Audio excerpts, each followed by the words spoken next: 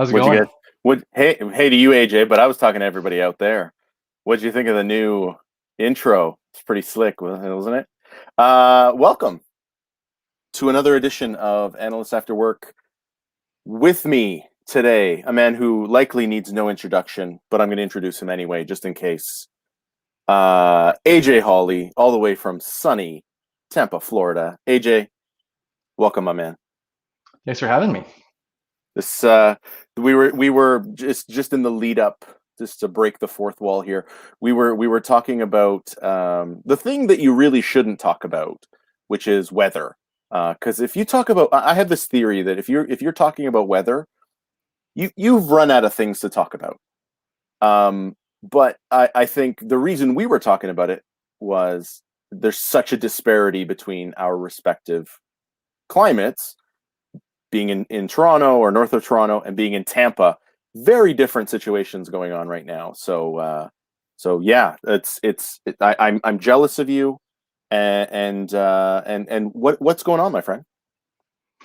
A ton. So a ton's going on. It's been a very busy year so far already, and it's Hmm. only January, so nearing February. Hmm. But yeah, so the ton's going on. Can't wait to talk to you about it. Yeah, and you've been on before. You know the drill. What are we partaking of this fine day? So I'm double fisting today, but I'm going It's pure making up for last Canadian. week's water and tea. Man. Yes. Yeah. So I'm going with a Caesar. Oh. So to my American friends, a Caesar is a Bloody Mary with clamato instead of tomato juice. Yeah. And clamato is tomato juice mixed with clam broth. So Yeah. I For had a some friend of reason. yeah, I had a friend of mine say that that they're delicious. You have to try them, and I had to figure out what the big stink was all about. And it is. I've not actually had a sip yet. I just made it, so I haven't had a Mm. sip yet. All right. Well, I mean, But I have was at it, my friend. Have at it. I was reading about it, and there are several words in the description that I'm not sure they should all belong in the Urban Dictionary. I think they're Okay. talking about how it's made and what they first called it the Smirnoff Smiler, which I feel like is a That weird does serial sound. killer. Yeah. No, Yeah, that's no, that's not appropriate for this show to talk yeah, about and what then the Smirnoff Smiler is. But right, and the other one's called a clam digger. So I feel like that would be offensive to multiple people. But yeah, so cheers. well, I'm bringing back my single malt Scotch. Cheers to you, my friend. And we've got cause to celebrate, and I think that's It's why don't true. we start there while I sip away. Share what is new in your world. So tomorrow actually is my last day with my current organization, and I am going on my own and consulting for myself starting in February. That is incredibly exciting. What you use this opportunity to what are you going to be consulting on? What are you gonna what services can you offer people? Why Sure. would people hire So, you? well, that's wholly different. Why would people hire Oh, me okay, versus okay, the services that I offer? Yeah. gotcha. So, uh, so Tremendous. as we go with yeah, so I've been doing dynamic CRM consulting for 8 years now, and that's what I was doing in the current organizations that I was working in. And so I've decided I wanted to do something along employee engagement for a long, long time, and Mm, couldn't quite find that niche, right? So I couldn't find like where I could fit into that, and there was a lot of like ramp up for the that skill. I'm like, man, I just can't figure out that spot. So hmm. what I decided to do was, focus on the things that I knew pretty well, and that's Dynamics. And Microsoft has delivered some other functionality with the Power Platform, if you're familiar with that at all, where you can do robotic process automation. Oh And yeah, yeah, so yeah, yeah. I decided to take that and say, I'm going to package those skills and focus those on smaller businesses that don't have the opportunity to invest in those technical items, and deliver that for them. Cool. Well, and I mean, that to me, there seems to be a need for that. You can, especially going into a smaller organization, they may not have the capability already in house, and so by bringing in someone that can help them do that, get them skilled up, get them ramped up. That's, I mean, dude, congratulations, best of luck Thank to you. you. Thank you. You know that there are people that when you meet them, that whatever they do, they're going to be good at and they're going to be successful. I think you're one of those people. So Wow. Thank you. to you, cheers, my man. Cheers. Thank you. Appreciate it. Take a sip of that terrible clam drink. It's not bad. It's not good though. But I would say that Bloody Marys just beat it. Period. Yeah. Period. Yeah. I mean, I don't get the clam thing. I don't get that. Like, what? Who said? You know what we should do? We should squeeze some clams and mix it with tomato. Anyway, you know what? I don't want to go off on a tangent here. Right. Because for those that are joining that have checked in before, that this is going to this is different. Usually, there's a few guests. It takes on a more sort of social role. Leslie, no, you are wrong. But this time, I wanted to take a different tact, and I experimented with this when I did the Festivus show, which is just a one-on-one because I think it allows us to go a little bit deeper. And AJ and I talked about something that has afflicted us in our careers as just the work that we do, but also as speakers at conferences and events. And so I wanted to take this time to go a little bit deeper on a specific topic. So this is going to feel a little bit different. I can't guarantee there won't be tears because I think there's going to be some openness here, but hopefully not. Well, hopefully, I mean, whatever. So today we're going to talk about. Get weird. Why not? It's going to get weird, man. Today we are going to talk about imposter syndrome, which I know you had submitted. You were going to be speaking on that at the Project World Orlando event last year, which was the first event that was for me at least that was canceled because of the pandemic. And that's where I became aware that this was a topic that you were engaged in and interested in, because that imposter syndrome is something that has affected me forever. But what is it? What are your experiences with imposter syndrome? Yeah, so I would say that I've always experienced that in some shape or form. It like as a kid in school, I never really had that one group that was this core group. I kind of floated to all other people, and I knew everybody. In college, I changed majors several times to the point where my family still calls me Dr. Hawley because that's I spent so much time in school. That's awesome. And then in work, I started out as a software developer, and then moved into the BA space, and then moved into dynamics consulting, which was you're kind of a mix of a specialist in the BA space, but also you have to know stuff about data. You have to know business processes, be able to do flow charting and data analysis and all these other things. So I would go to these BA conferences, and I'm like, well, I'm kind of a PM, but I'm kind of a BA, and I had the PM BA role. Right. And I never really had that click that I was like, yeah. So the PMs will look at my stuff and go, BAs will look at it and be like, and that always kind of resonated in me. Like, well, what can I do to make that the next step a little bit better? And I think perfectionism to me is the crutch that I would use for that. So I'm like, well, if I try really hard and do something even more and put more hours into it, then I'll get something back out of it. Right. Or I'll do the opposite and just shy away from it, be like hot potato, and that's not mine. Right. So it almost sounds like it was like an identity crisis of, you didn't fit in anywhere because you fit in everywhere. Maybe that's the lie that I kept telling myself, is that I fit in everywhere. Oh, okay. No, it's weird because like early in my career, because I, started started life as a business analyst, and then did some project management, and then moved to Lean and Six Sigma, and then moved to change.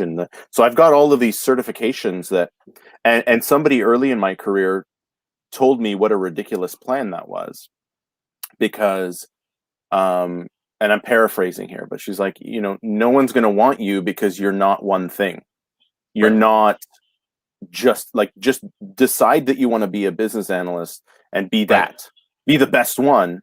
And to me, that never felt right, because I like seeing the synergies between all of the different things. And I think it actually, has come full circle, but it sometimes doesn't feel like I feel like I'm an imposter when I go to these to the BA conferences that we go to, and people are talking about system stuff. I've always been a business analyst. Like, I do Yeah. more strategic stuff. And so when Yeah. people talk about like systems integrations, and I stand there and I go like, Yeah. maybe I don't belong here. Right. And I think that to me is that feeling that you're not in the right place, and that you're not one of the group. And the thing that messes me up about imposter syndrome is that feeling that you are a fraud, Hmm. and that eventually someone's going to figure it out, and then Right. your house of cards falls, and it's terrifying. Right. And so you have the two avenues for that are, I'm either going to push forward and work as hard as I can to prove that I'm not. And Mhm. then on top of that, if someone does acknowledge your work, you don't tend to receive that. You just kind of, deflect it and like, oh yeah, so it's probably because of luck or someone, I know, Right. or something else that is intangible, that it's not really your skill or your knowledge. It's just the uh, randomness that has happened. And you're like, oh Yeah. yeah, so this one thing was good and that was it. But I think you're 100% right there. So that's the first avenue. The other one is, or you just avoid all of it. So you just kind of, I'm not going to do any of this at all. I'm just going to avoid that whole scenario. So you mentioned your certifications, Yeah. and you have all of this knowledge. So you either stack that, or you kind of do, I'm not going to prove that I can do these other things. I'm going to stay in my lane or stay in my pocket and Yeah. only do this one thing that I am good at. I think there's a third path though. And I Okay. think this is, to me, it's the right one. And I say I'm walking this path, but it's a struggle. Yeah. But it's just coming to grips with the fact that everyone's feeling that, like everyone's full of it. And Right. right, like, and so it affects you, but then you just have to become comfortable with it, that yeah, I don't know everything. And I think that to me, when I became comfortable saying that, Yeah. that was sort of an unlock for me, where at least as far as work goes, because I think when we talk about speaking at events, that feels different to me. But for work, just being able to say, yeah, I don't know, or I don't know how to use that, or I don't know how to use, functional decomposition. I do know how to use that one, but like, I'm just picking a thing. Yeah. Like, I don't know how to do that. And, Yeah. so I think it that vulnerability made me able to accept that, yeah, there are things that I don't know, and that's not a bad thing. I don't need to pretend that I'm the expert all the time. Yeah, I think on the consulting side, I've struggled with that because you Hmm. had to know, right? In that Right. spot, they hired you to know this, and if you go, yeah, I don't know, then it's like red flag, you know.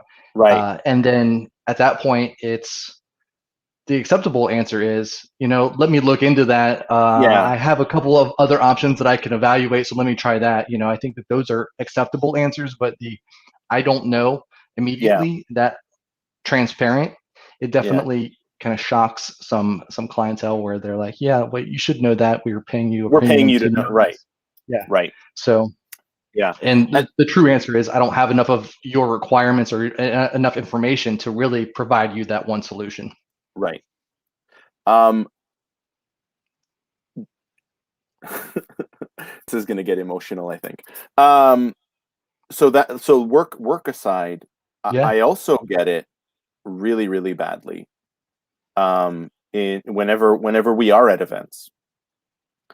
I remember distinctly. I was speaking at a conference in Des Moines, Iowa, and it hit me as the person as my room monitor was introducing me, and I just got this sense of impending dread.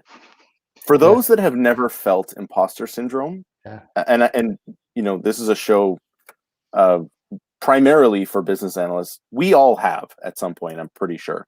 But if you haven't, it is this feeling that that everyone's going to find out that you're a fraud. And I was convinced in this moment, this was the time where someone was going to say something this was the moment where I was going to be found out, and this was the end of me and doing that thing. And it is terrifying. How do you handle that? Yeah. So the scenario that you mentioned, I feel like it's kind of like that dream that you have to walk in front of the class and give a presentation naked. Like it's that level of impending doom Mm-hmm. that you hit. Um, so how do I handle it? Poorly, I think, is the best response to that. It's good. It's good though, Yeah, right? Like that's fair. That's fair. yeah. So actually, what I started doing though, because of that, that imposter syndrome, I just turned it into transparency. It Mm, really was that, and which is kind of lends itself to the name of my company. But mm, that's literally what it is. It's transparency, being able to say, I don't know, that confidence in saying, I don't know, but I am 100% confident I can find out for you. right. I can get that answer to you by X time, and resetting expectations, I think, is the Right. number one thing for me, where Right. I go, okay, as long as I know the expectations, I can meet those and exceed them. But if they're nebulous and I have no idea where they are, I'm not going to really be very effective. Right. So, Um. Yeah. So I so I was actually thinking about this in the lead up to this, and I've tried to. I I think to me this sense that you're a fraud goes back. I think I've pinpointed the first moment where I realized it, mhm, that I had this imposter syndrome. But and it probably predates this, but like growing up, I was in gifted program in school, and I never felt like I belonged there. But I distinctly remember I was playing. I was in high school playing baseball. Um, uh, City semifinals. I don't think I've actually ever shared this story. So, city semifinals.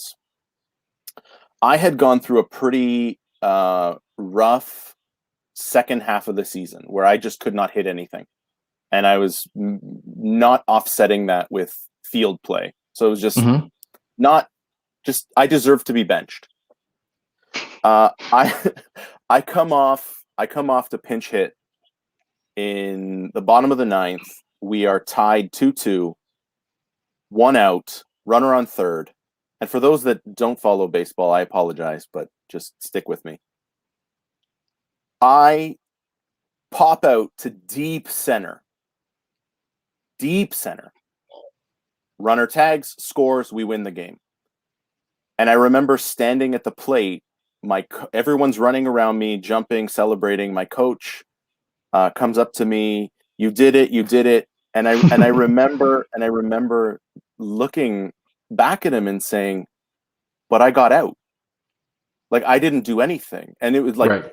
it was that feeling that no, I did not succeed.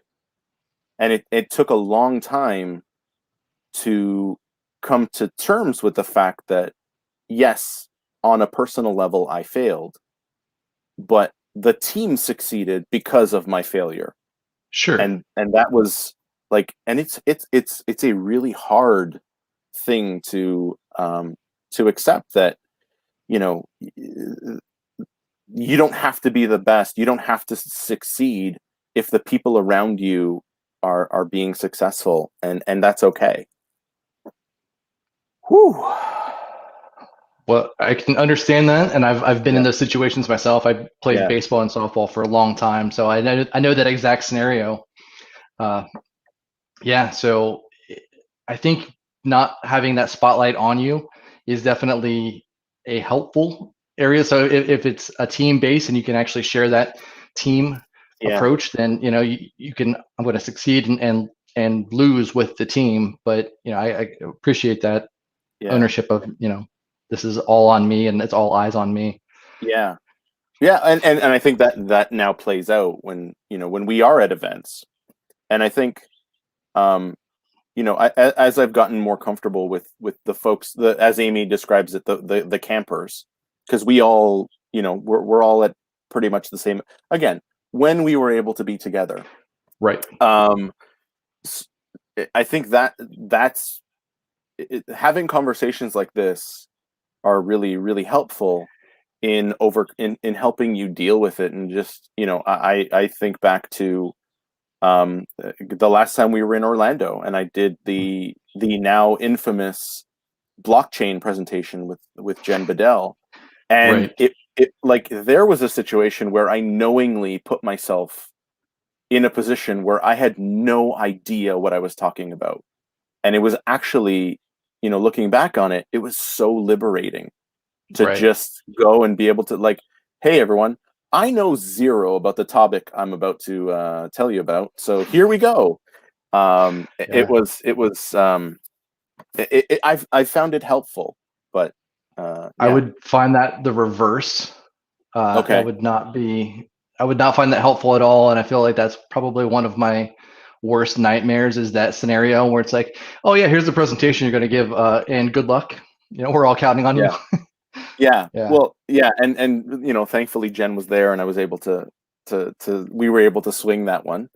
Yeah. But it's still that feeling.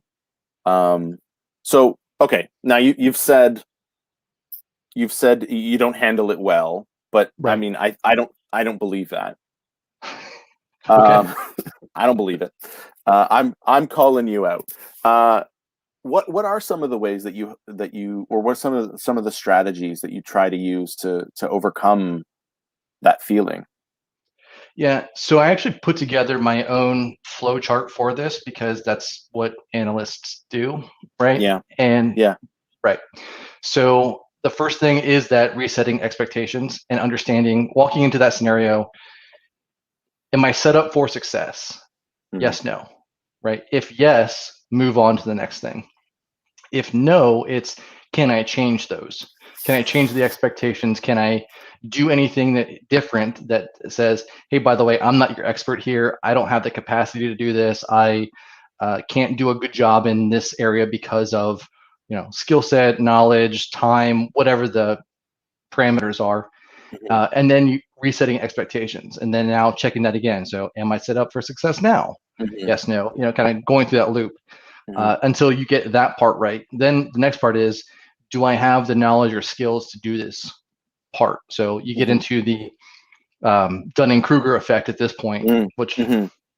Which for those not we'll familiar. we'll talk about now. Yeah, because that Okay. is a fascinating. No, keep going. But like when you're done, we'll talk about that because that is Dunning Kruger is fascinating. Yeah, Yeah. and even the psychologists that came up with or discovered it, Dunning and Kruger, Yeah. it's kind of meandered from their original point, but around confidence and knowledge, and versus like now it's like I was reading a blog that someone wrote comparing the skill sets that people can have in this Microsoft technology Hmm. as like the pinnacle of stupid, and so Yeah. I was like, that's not really true. It's just your confidence as outweighs your capability. Fine.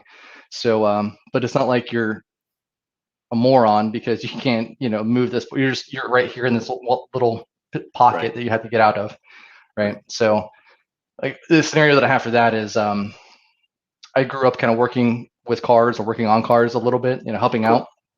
And so I thought when it was time to change my brakes, I could just go ahead and do that. I would change my brake pads, and it's no big deal. You take the tire off, you put the brake pads in, and it's all good. I'm doing the thing where people are talking about systems. Uh Oh, huh. okay. Okay. Yeah, I have Well, no yeah. idea what you're talking about or how a car works. But yeah, Okay. keep going. So I had done it in, it had probably been 15 years since I'd done it, but I knew the general framework for how it worked. And I'm like, it can't have changed that much, now. Mhm. And you can watch some YouTube videos and whatever. And so I decided I was going to do it. Now, you might be saying, well, are you concerned that you're going to kill yourself and that you're just going to do it wrong? It's like, no, because I started out on my wife's car.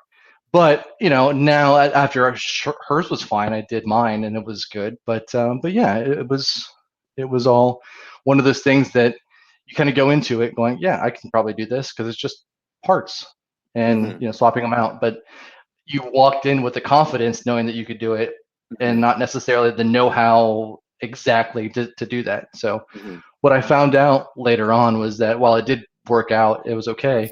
It was something that I will 100% pay for going forward and be Yeah. fine with it. Just Yeah. because it took me like I didn't have all the tools, and you always run into like one scenario, and I'm like, man, this took 2 days to do, and it shouldn't have taken 2 days.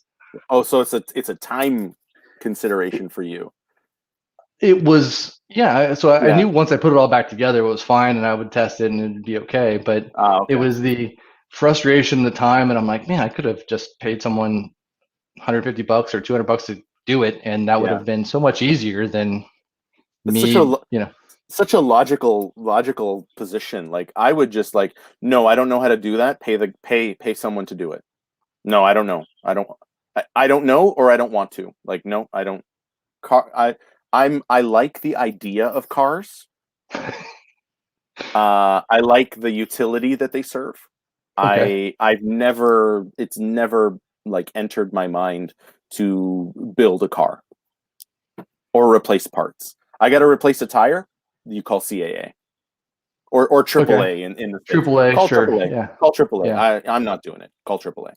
I'm an indoor cat, man. it's fair. I'm a city boy. I'm a fancy boy. I don't want to work any more, and it's the lean mentality. I don't want to do any more work than I need to.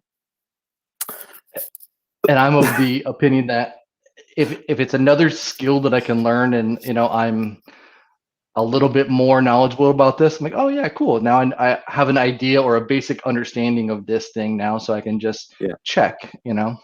Yeah. No, and that's fair, right? Because then on the flip side, for me, you could get taken advantage of when you go to replace something on your car and they're like, oh yeah, the Midas rod is worn down. We're gonna need to replace that. Yeah, yeah. Get a new Midas rod. Like, yeah, I could do it. Um, So so question then. So when you yes. go to the mechanic, do they go, is your wife available? Can your wife come up? Does that happen?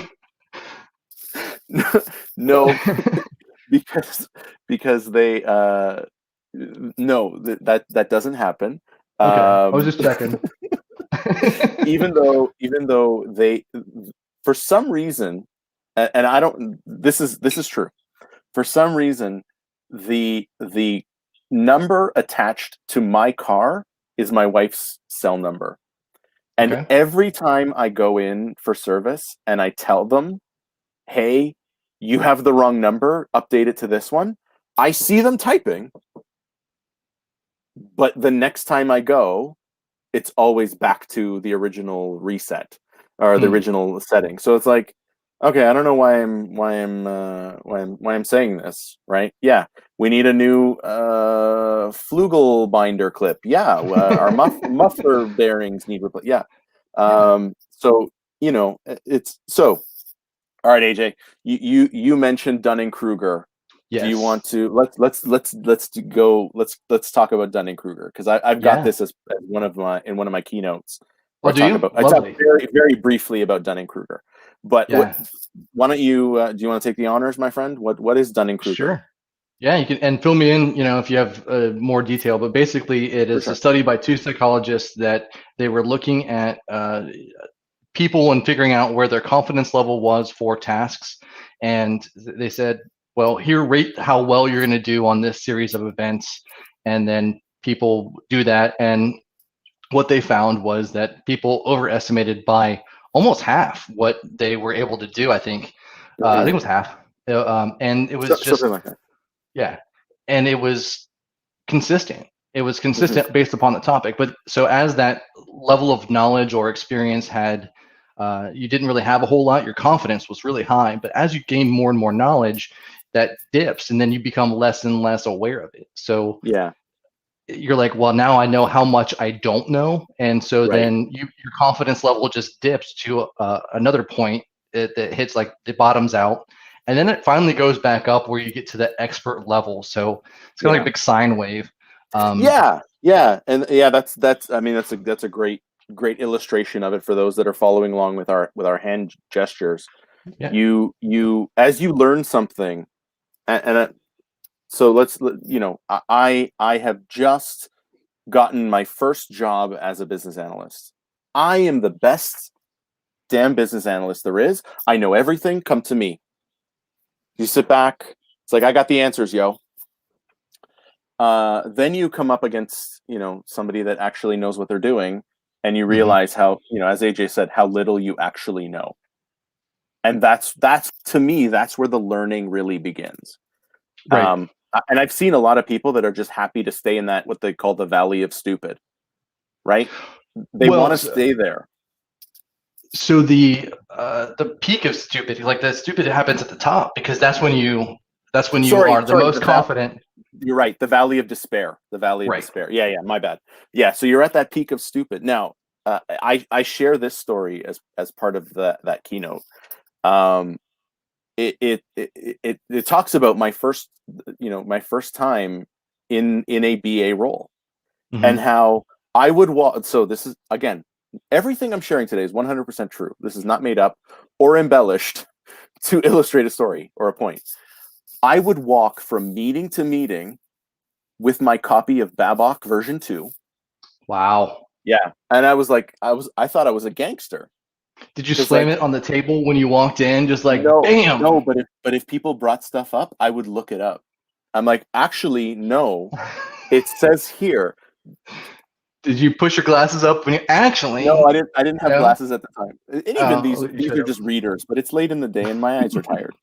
Um I would seriously do this, where I would go and like, no, you guys don't know what you're talking about. According to Babok version 2, this is how we should be running this, facilitating this workshop. Yeah. And I think people just humored me and like, oh, okay. And then you meet somebody that actually knows what they're doing, and you realize you don't know anything, and that's you go from that peak, and the descent is quick from the peak of stupid to the valley of despair. Oh yeah. If um you yeah you watch that, it's almost it's sharp. hyperbolic where you just Yeah, it's straight down. Yeah. yeah, it is sharp. And so, but that's where you do start to blend in the practical, and okay, yeah, I get that. That's I know Danelkis is here, and I'm sorry, I know you're here with IIBA, but I'm going to say this anyway. What's in the book doesn't always work, right? Yeah, Dina, you got it. Theory versus practice. What's in the book doesn't always work. So here's the real thing. And then over time, you start to develop your own skill, and you do start to, you become self-aware of what you don't know and how much you still have to learn. And that's a good thing. And I use that same story, whether it's where they were talking about business analysis, as a Six Sigma master black belt. Like, I don't know everything. I know more than most people, Hmm. but I wouldn't say I know everything. And so, I'm probably still on that second, ascent, out of the valley of despair, but still learning. And I think that's no one will ever know everything. And I think becoming comfortable with that has again helped me overcome this feeling of inadequacy. Yeah. I Yeah. totally agree. So one of the things I was looking at on LinkedIn right before this meeting, I Mhm. was Judy had posted something and she was like thanking a bunch of people that she worked with and um, listed Danelkis as a mentor and vice versa. So I, Danelkis I is saw like, that. Yeah, yeah. Judy, I think you're my mentor, and so it was just awesome to see that cross can and should happen. Hmm. It's one of the. I think even talking to you the first time I think I met you, it was in Orlando, and you had done your just finished your Ugly Baby conference, or Yeah, yeah, right, and series, and we were talking outside, and you were just like, oh yeah, so that go okay, and it was kind of, you were still open about it, but you're like, I effed up here a little bit, and I fudged yeah, this a little bit, but I forgot this one line, and but you were talking to it was um, Bob Prentice, and yeah, I think Bruce Gay was there, and I'm yeah. trying to list some of the other people that were in that circle at the You're time, just and I was name kind of, dropping now. Just dropping those names. I mean, those people were Bob was there. there, It, Bruce was there, whatever. that's the conference, and Amy's campers. I don't know Yeah. what you, but AJ, I'm just so joking with you, man. so they were in the circle, and I was like creepily watching from the side, and trying not to hover. Yeah, uh, It's a but great descriptor. yeah, and That's I think awesome. people that know me would absolutely 100% go, yeah, that's probably exactly how it happened, Yeah. verbatim. Yeah. Uh, You're that creepy but guy. Yeah, yeah, sorry. it's Yeah. fair. So in that conversation, though, you guys were all talking about each of your sessions, and how it didn't go necessarily exactly how you wanted to. Hmm. But you're talking about that openly in an open environment, and I feel like that's encouraging in so many ways. That in I think professionally people don't talk about that, Hmm. and then to bring gender into this a little bit too. I think men also have an issue talking about that, being that exposed or that vulnerable, Hmm. and it was kind of nice to see people just share, say, hell yeah, so this, and then also encourage each other with a Hmm. couple pop shots in there too, which was great. But Yeah. Well, and I mean, I remember that, and it was with all the it's names. with all the I know the names. Oh, Yeah. good. Okay, good. Uh, I mean, Hans was there, and Yeah, Jen was there, and Paul was there, and all people Clinton that was have been on there. your show. All the people except Clinton. Clinton hasn't been on yet. I got to get him on. Okay. Um, but yeah, I remember that, and I think the point you made about Zanelkis and Judy, I think Hmm. is important. It's we can learn from each other. Like we're not. I remember thinking back to when I was attending these conferences as a delegate, and thinking these people are the experts. They know everything. Like and when once you start to have those types of conversations, you realize they don't like. But Yeah. that's not a bad thing. And Right. so it becomes almost like this group of men, to borrow a phrase from Tim Ferriss, this like tribe of Tribe. mentors, Hmm. this group of cross mentorship that is there for each other. Well, I and remember a yeah, and for the yes, Amy, so for those that don't know, I actually used to sneak into Project World in Toronto. that's awesome. Yeah, because I worked across the street, and I would sneak. The first year I went down the stair. This is how much of a fraud I felt like. I went down the long escalator in Toronto Convention Center, and then I got up to the booth, and someone said, "Can I help you?"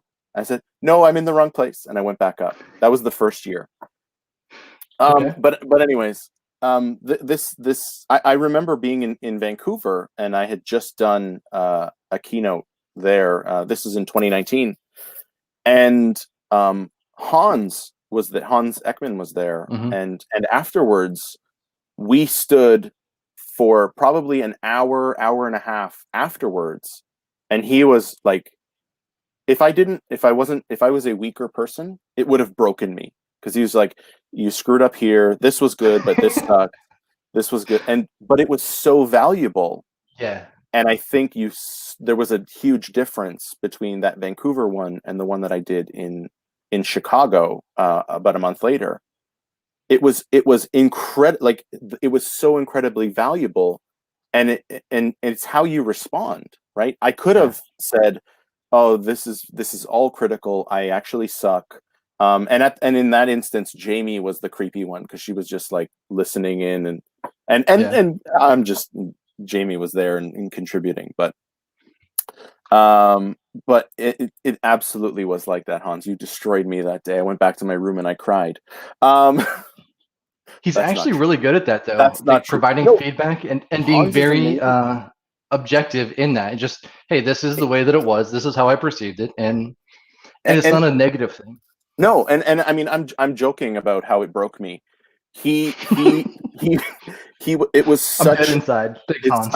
you killed me, and so yeah, it was so valuable and so important. And I think you know that that sort of interplay between this group allows us to raise each other up, and it's not about one person being the star and everyone else is the the afterthought. I think Yeah. we together bring each other up, and that's you need that. And I think that that is a piece that's missing in corporate America, corporate Canada, the corporate world, because it is very zero sum adversarial.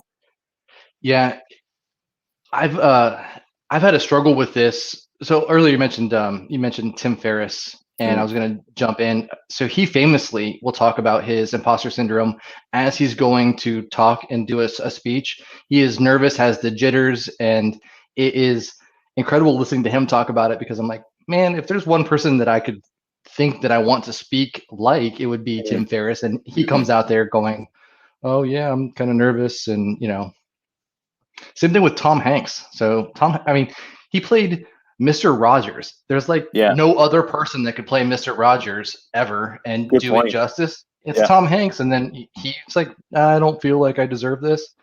Like, what? And Sully Sullenberger, like, yeah, and Captain Phillips. Like, come on. and Anyway, Forrest Gump, well, and I mean, he that was in wasn't a real person, but and he played the big piano. I feel like that Yeah, just should win but you an award right there. I mean, But yes, he should have won something for something. going back to So your mentorship yeah, topic. So one thing personally that I've struggled with is so I haven't had a performance review in 8 years. hmm, So that to me is one of those things where you would normally have someone kind of looking and going, well, you can grow this way, and then this is one thing that So I haven't had one just because one company didn't believe in them. hmm, So you don't really have that. And so unless you really ask for that, which would go back to the mentorship portion, right, right. you're not really going to get it, right? So when you ask Hans, hey, can you take a look at this? And he just crushes your soul and gives you back the little dust pouch, then you just kind of put yourself back together, make it wet, and just kind of paste it back. Yeah. It's fine. But Because I know that he's here, Hans. I am. This is completely a joke. Like, yes, it really happened, but it was. I was open to it, and I think like I don't want Hans to hate. Hans is one of those people I don't want to hate me, so I like Hans. Sorry, AJ. I'm indifferent. You're So indifferent. Yeah, yeah, I mean he's all right. He's all right. he's okay. He's okay. Uh, so, So yeah, but yeah, so that's the thing that I think that you have to ask for that. Finding people that you can go to. So do we, Hans. After yes, our sessions with you, clearly. yes.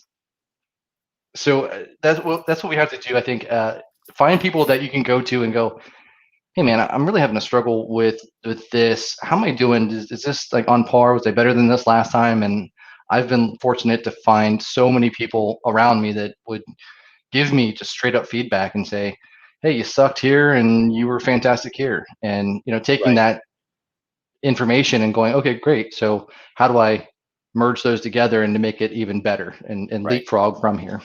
right.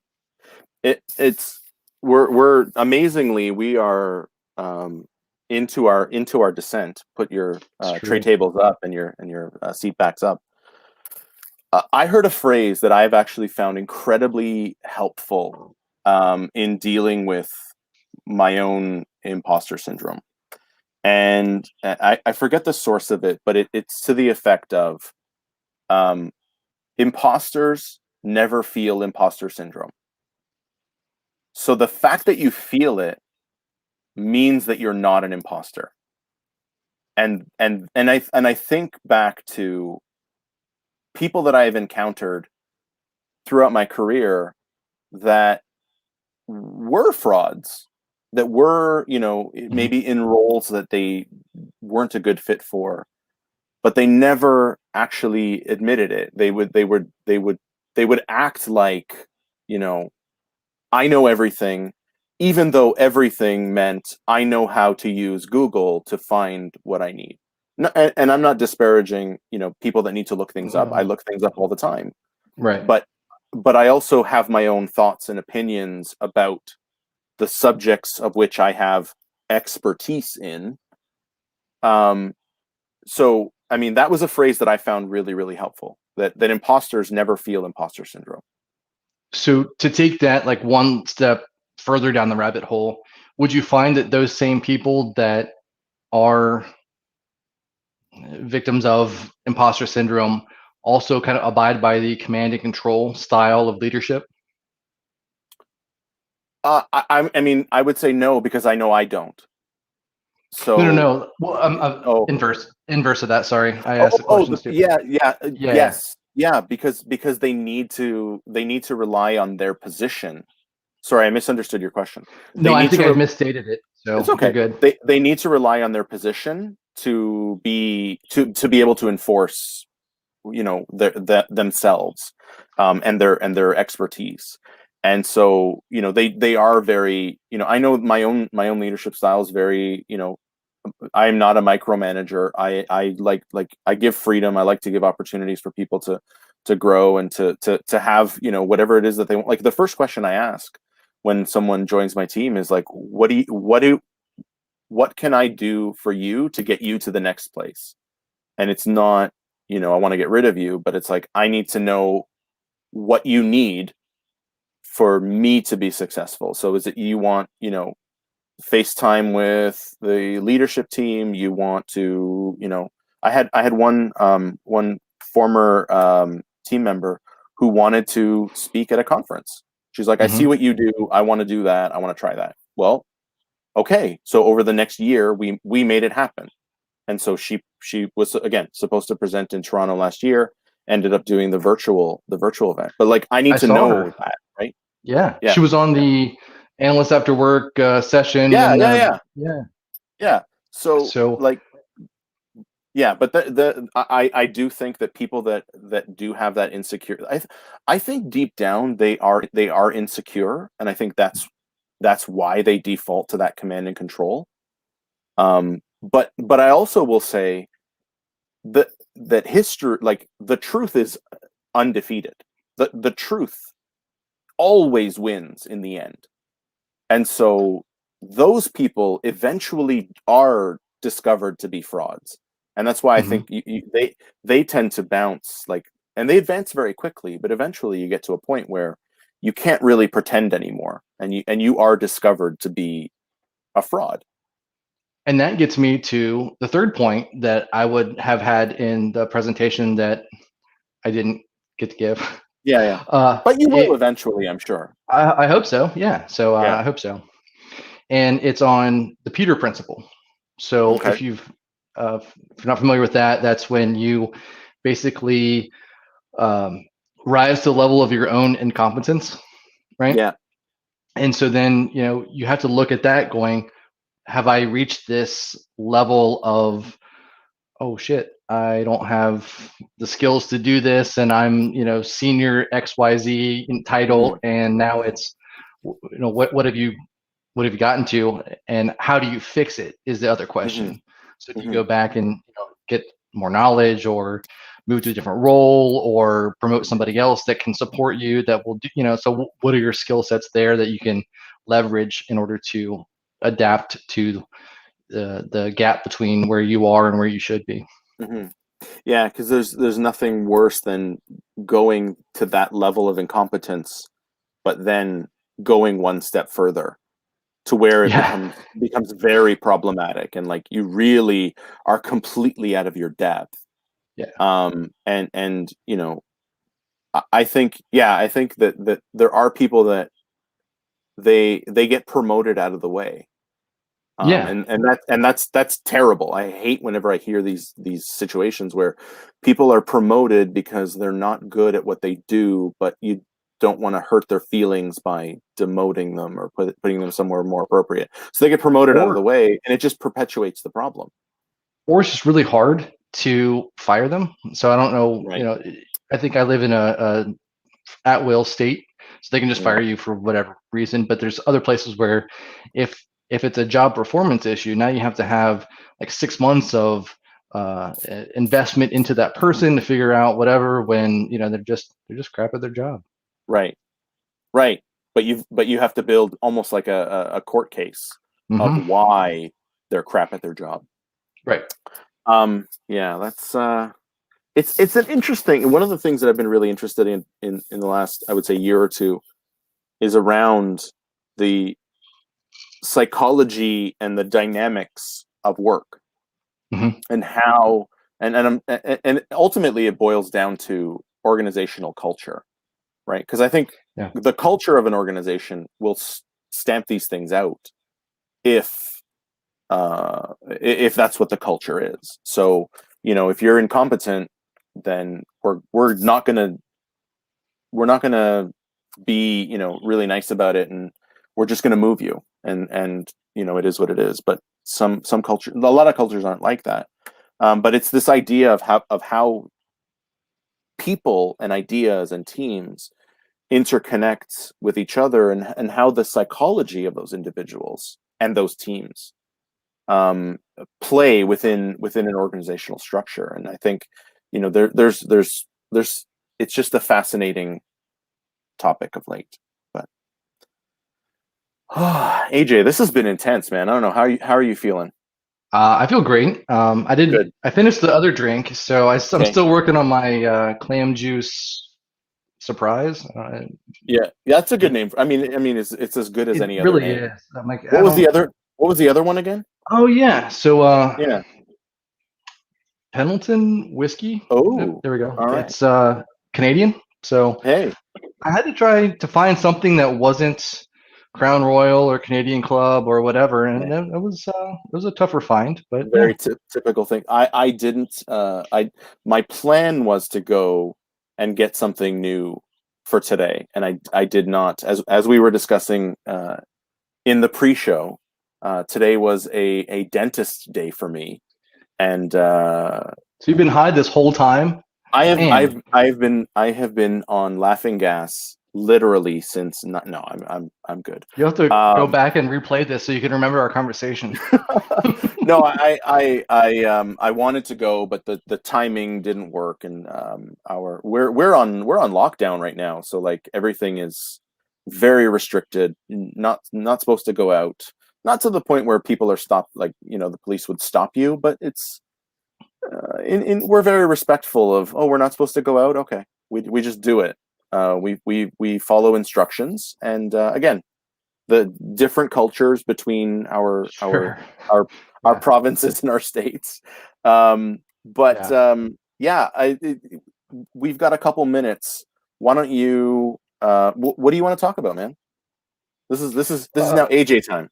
it's AJ time. So AJ time. I will say one of the biggest boosts, I think, to my confidence, of late anyway, has been working with a few nonprofits. And Okay. so what I found was that nonprofits have this amazing mission and this amazing drive to get some stuff done. And it's all stuck together with tape and band-aids. And that's it. It's not like that's what they do, whatever they have available to them, because they don't Hmm. have a whole lot of money or maybe even technical know-how. So Hmm. I've been able to divert that imposter syndrome feeling into an energy into that to prove that I actually can do what I wanted to do. So Hmm. through companies like it's through BitSoup, nope, TechSoup. There we go, TechSoup, and then there is like Tampa Bay Tech for Good, and Okay. so those opportunities allow you to take what you know and apply those directly to businesses and help them directly. So I would encourage anybody else that is feeling that kind of what am I doing, or I'm having a whole lot of angst at work, and how can I pour that energy into something that would give me that positive serotonin level that I need to get to, that's a great way to do that. Yeah, and I don't think enough people actually do that, where they contribute to causes bigger than themselves. And I have empathy, because I get, people have their own stuff, but I don't know. I don't know that there's anything more valuable than helping somebody that needs help, and that you're not doing it for a personal gain. So I think that's awesome, man. I think and so tech in Tampa Yeah, Bay. so it's Tech for Good was Tech for the, good. and so a friend of mine, Erica, she's actually spoken at the conference as well. Erica Yeah. Woods, she runs the Tampa chapter, but there are other chapters across the nation. I think in the uh, just North America in general, but they're part Mhm. of TechSoup, which is international, and Mhm. so there's chapters of that everywhere. So if you want to get plugged in and you want to go in and try something different, that's definitely one way to grow your skill set, apply that to a cause that definitely needs it, and Mhm. you can pick your own kind of whatever flavor or whatever charitable event that makes sense to you that Right. you can pour your energy there. Right. And so, last question, I think, AJ, for you, man. Yeah. What are your put on that, get that crystal ball out. All right. What does the rest of the year look like?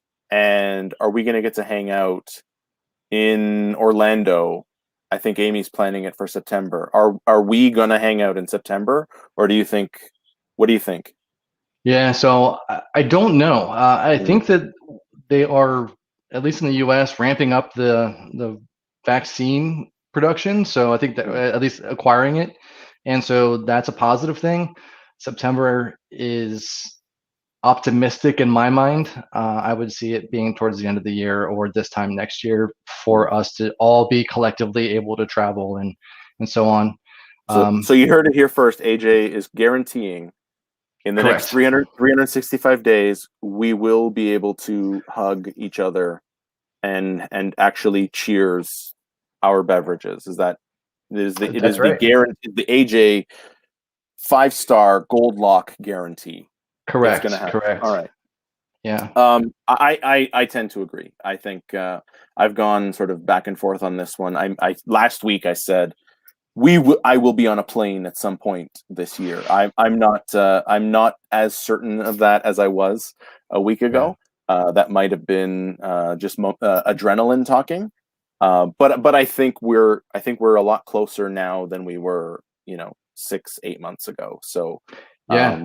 long way to go, but I think we're past the halfway point. We're into the second half, and Yeah. I'm excited. I cannot wait for that. Plus, I want to go to Disney. So There's always that. yeah, I told Amy I'm not sure that my liver could handle us hanging out for like multiple days in a row. I think right. I could only do like 1 or 2 days possibly, and then have to have an IV. Well, like I started this because of the pandemic, but I Yeah, absolutely think there will be some live analysts after work I'm all about episodes. it. Yeah, Yeah. I think it's going to happen. I would Um, travel just for that, actually. If we could just have a panel of people, and then I still, I think Steve Jones and I should have like a side table. We just heckled the whole time. yeah, That's that's this is why like. I'm so disappointed in no everybody one. that's joined today. No one has heckled. Even Steve has I been nice. I Like, know come this. on, I was Steve. expecting. By the Honestly, way, Amy was. She invited people to just do that, and they were all providing positive uh, feedback. And it's not fair. Like, come on. This was your opportunity, because you and Steve are constant. And by the way, I love the comments, and they always make me laugh, even if I don't throw them up on the screen. I'm yeah, reading them. But it's just like, I expected yes. something. And Steve, the next time you're on, we're gonna have this discussion, because I don't think AJ is gonna be as nice to you as you've been to him today. At least I hope not.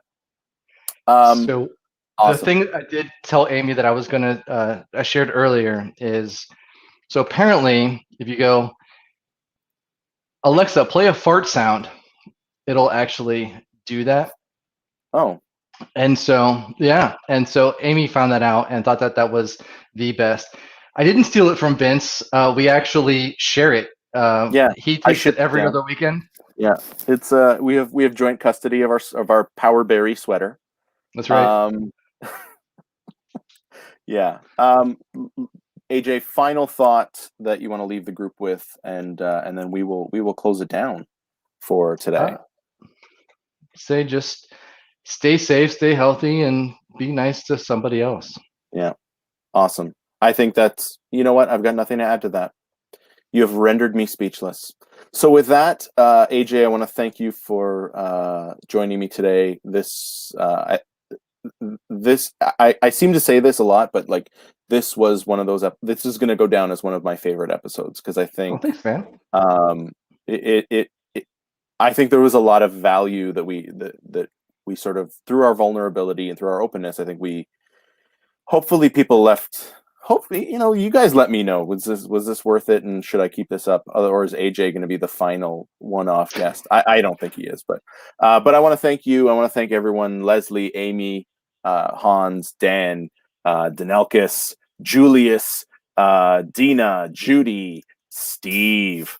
Thanks everyone for joining in on Analysts After Work, and we will catch you next week with another episode. We'll see you next, and I believe next week is for some reason Jennifer Forrest again, and Dan Simon. So Jen Foe is back, and Dan. So we'll see you next week. But this has been Analysts After Work. Keep safe, and we'll see you next week.